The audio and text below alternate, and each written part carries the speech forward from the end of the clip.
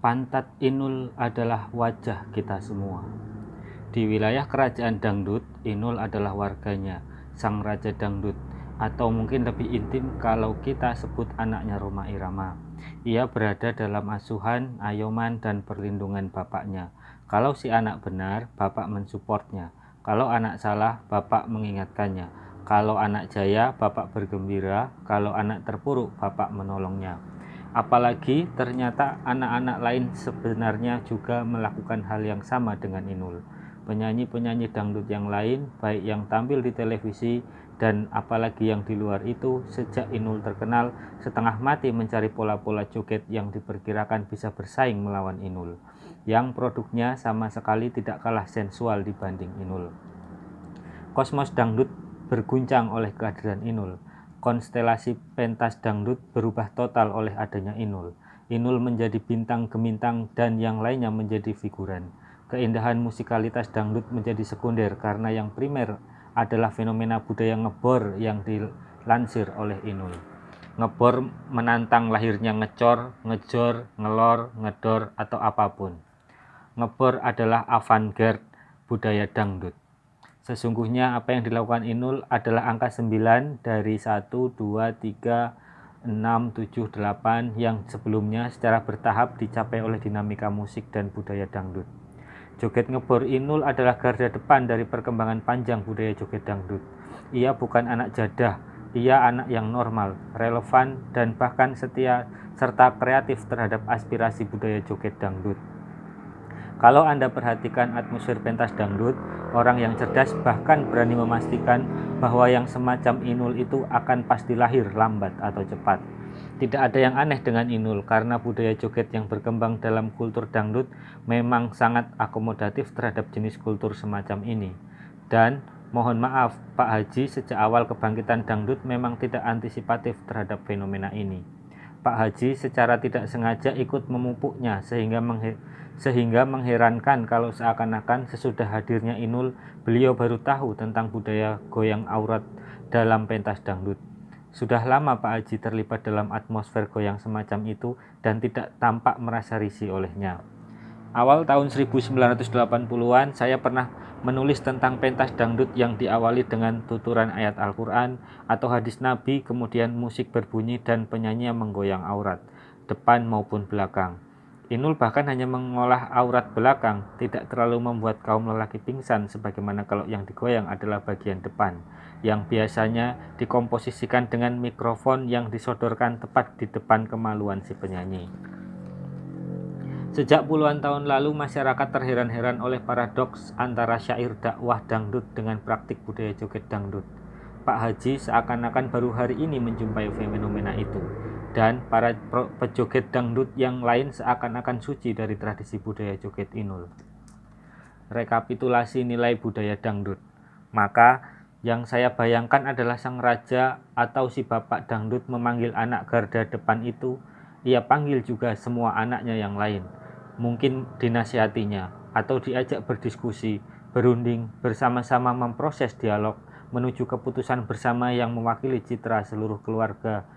Kalau memang semua memandang bahwa atmosfer dunia dangdut harus mengalami perubahan.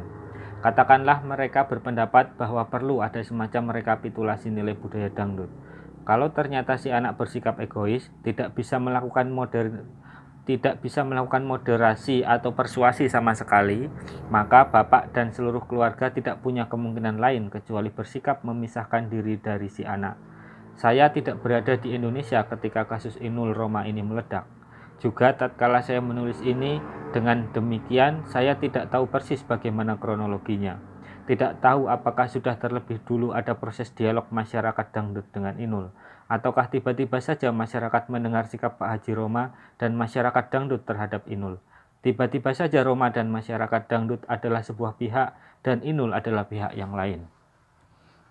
Kalau yang terakhir ini yang terjadi, maka kayaknya di sini letak ketergesaan dan kekurang arifan Pak Haji. Di dalam wilayah internal kerajaan dangdut, Inul tidak memperoleh hak runding, hak islah, hak mempertahankan pendapat, dan hak mendapatkan bimbingan.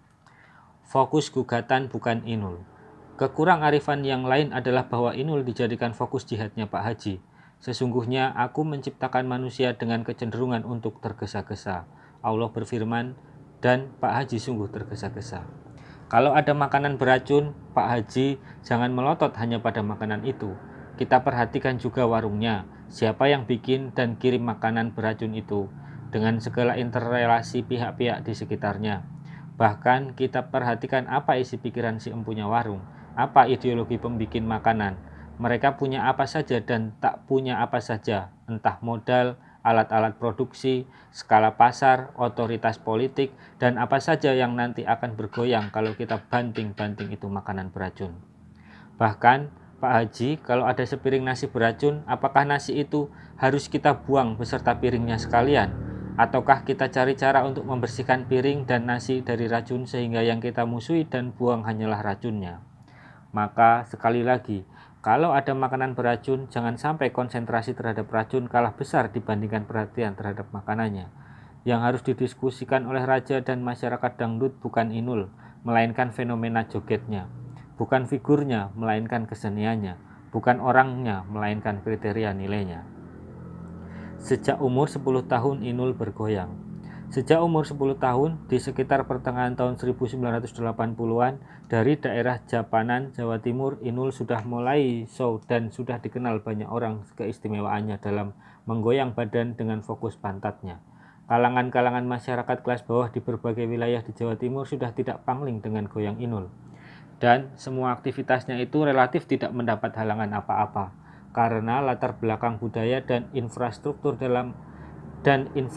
alam pikiran masyarakat kita pada dasarnya tidak pernah memiliki kesungguh-sungguhan atau konsistensi substansial untuk menyikapi gejala apapun. Kemaksiatan, pencurian, korupsi, perjudian, pelacuran, atau apapun saja, meskipun secara teoritis itu bertentangan dengan nilai-nilai agama yang mereka anut. Ketidaksungguhan itu maksudnya begini, ya menyembah Allah, tapi juga mengingkarinya, ya mencintainya, tapi juga menyakiti hatinya. Sholat juga, tapi beli togel juga. Puasa Ramadan juga, tapi minum arak rajin juga.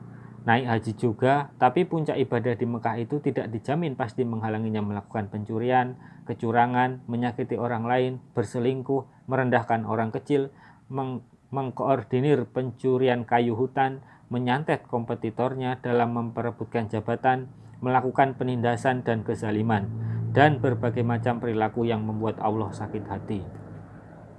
Jangan korupsi kecuali saya kecipratan. Kita adalah masyarakat yang melarang siapapun melakukan korupsi kecuali kita ikut kecipratan. Kita tidak ikhlas ada KKN kalau kita tidak dilibatkan di dalamnya. Korupsi tidak haram asalkan yang melakukan adalah keluarga kita sendiri, bapak kita, tokoh parpol kita, atau ulama panutan kita. Meniduri pembantu rumah tangga itu zolim dan dosa besar. Tetapi kalau yang melakukan adalah tokoh kita sendiri, maka wajib kita tutupi. Kalau perlu, anak hasil perzinahan itu kita upayakan penanganan dan penampungannya. Bagi kita, yang dimaksud tokoh adalah orang yang kita dorong, kita perjuangkan, dan kita bela untuk menjadi pemimpin nasional. Karena kalau berhasil, maka kita semua akan mendapatkan akses-akses dari beliau. Bisa dapat proyek, bisa makelaran jabatan, atau sekalian ditempatkan menjadi pejabat ini itu. Calon presiden adalah orang yang kalau dia menjadi presiden kita harapkan memberi keuntungan kepada kita. Sekurang-kurangnya memberi keuntungan kepada golongan kita, ormas atau orpol kita, kelompok kita. Kalau terpaksanya tidak bisa maksimal, ya yang penting kita memberi keuntungan bagi kita pribadi dan keluarga kita. Calon presiden itu boleh pelawak, boleh malaikat, boleh orang dungu, boleh setan, boleh siapa saja, asalkan menguntungkan kita. Yang dimaksud kita tidak harus kita bangsa Indonesia, bahkan tak harus kita segolongan. Yang penting kita sendiri ini, seorang saja pun, mendapat keuntungan. Dan yang dimaksud keuntungan sederhana saja, uang sebanyak-banyaknya. Dengan atmosfer nilai semacam itu, fenomena Inul tidak historis dan bukan sesuatu yang istimewa. Perampok dan pengemis. Kalau ada rezim korup, kita akan memperjuangkan satu di antara tiga kemungkinan. Pertama, kita tumbangkan rezim itu agar kita bisa menggantikannya melakukan korupsi. Atau kedua, kita tekan rezim itu pada level yang kita mampu agar supaya mereka tidak egoistik dalam melakukan pencurian uang negara dan harta rakyat. Mereka harus berbagi dengan kita, korupsi dalam koordinasi dengan kita, berkolusi dalam jaringan dengan kita. Kemungkinan ketiga, kalau kita tidak memiliki bargaining power apa-apa untuk melakukan negosiasi, maka kita upayakan cara-cara untuk mengemis. Tentu saja kalau bisa jangan sampai tampak mengemis. Kita bisa hiasi dan tutupi dengan retorika, jargon, dan tema-tema yang indah dan penuh nasionalisme. Penduduk Indonesia ada dua, perampok dan pengemis. KTP-nya ganti setiap diperlukan. Kalau sedang berkuasa, merampok. Kalau tak berkuasa, mengemis. Pindah parpol, pindah koalisi, pindah tema dan komitmen atas nama dinamika demokrasi. Inul tidak termasuk penduduk yang bisa merampok atau mengemis dalam konteks itu. Ia hanya punya kemampuan menggoyang pantat, dan ia tidak mengerti hubungan antara goyang pantat dengan peta nilai apapun, filosofi, moral, akhlak, akidah, atau apapun. Kecuali logika bahwa kalau ia mau bergoyang, maka ia menerima honor sekian rupiah. Dengan atmosfer nilai semacam itu, fenomena Inul bukanlah sesuatu yang aneh dan mengherankan. Togel dan istiqomah. A.A. Gim bertanya kepada Inul, apakah Mbak Inul tidak pernah berpikir bahwa yang Mbak Inul lakukan itu bisa merusak moral generasi muda bangsa kita? Inul menjawab dengan penuh kejujuran, alhamdulillah enggak. Nuansa jawabannya seperti seorang pembeli nomor judi undi yang menjual sepedanya untuk memborong angka 97 karena ia mendapat ramalan 79. Kemudian ia mistik otak-atik menjadi 97. Padahal yang kemudian keluar adalah 79. Persis seperti angka ramalan. Ia sudah terlanjur jual sepeda. Istrinya marah habis. Seorang sahabatnya memberi nasihat. Makanya orang hidup itu harus istiqomah. Jangan pelintat-pelintut. Kalau sudah 79 ya 79. Jangan dibolak-balik. Iman harus teguh. Inul tidak merasa melakukan apapun yang berkaitan dengan kerusakan moral masyarakat, sehingga kalau ada pengadilan moral, Inul ada di urutan sangat belakang. Urutan terdepan adalah orang yang mengerti moral namun mengkhianatinya, orang yang memahami hukum tapi melanggarnya, yang mengerti menjadi wakil rakyat artinya adalah mewakili kepentingan rakyat namun sibuk dengan kepentingan diri dan golongannya. Sama dengan Sumanto, ia sekedar kanibal kelas teri, ia beraninya hanya makan mayat. Itu pun nenek-nenek, itu pun sesudah si mayat ada di kuburan baru ia mencurinya. Sumanto tidak berani makan daging rakyat sebagaimana banyak pengurus negara. Pantat Inul dan perilaku Sumanto secara kualitatif adalah wajah kita semua. Membayar untuk dipantati.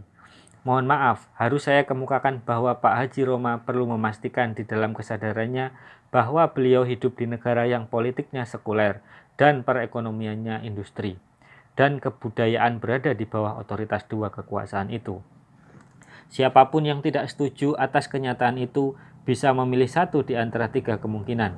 Pertama, melakukan pemberontakan dan mengambil alih kekuasaan. Kedua, menciptakan lingkaran negeri sendiri untuk menerapkan prinsip-prinsip nilainya di wilayah-wilayah nilai yang memungkinkan, tanpa harus menabrak konstitusi negara. Ketiga, melakukan sejumlah kompromi terbatas berdasarkan prinsip persuasi dan strategi sejarah berirama.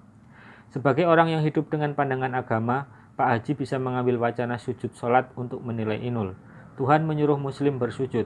Dalam sujud, pantat kita letakkan di tataran tertinggi, sementara wajah di level terendah. Wajah itu lambang eksistensi kita, ikon kepribadian kita, dan display dari identitas kita. Kalau bikin KTP tidak dengan foto close up pantat, melainkan wajah. Ritus sujud menjadi semacam metode cermin untuk menyadari terus-menerus bahwa kalau tidak hati-hati dalam berperilaku, manusia bisa turun martabatnya dari wajah ke pantat. Ketika bersujud, yang diucapkan oleh orang sholat adalah Maha Suci Allah yang Maha Tinggi. Jadi, jelas sujud itu memuat substansi martabat atau derajat manusia hidup. Pak Haji cemas karena sekarang orang bukan hanya tidak takut martabat kepribadiannya merosot, orang bahkan mendambakan pantatnya Inul dan membayar untuk dipantati Inul. Market dangdut tanpa sensualitas.